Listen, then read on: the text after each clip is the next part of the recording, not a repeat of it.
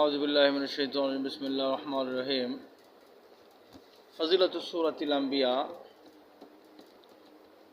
সূরা আম্বিয়ার ফজিলত হযরত আবু মুসা আশআরী রাদিয়াল্লাহু তাআলা বর্ণনা করেন, রাসূল পাক সাল্লাল্লাহু আলাইহি ওয়াসাল্লাম ইরশাদ করেছেন, যে ব্যক্তি এই সূরা পাঠ করবে আল্লাহ তাআলা কিয়ামতের দিন তার হিসাব সহজ করে দিবেন।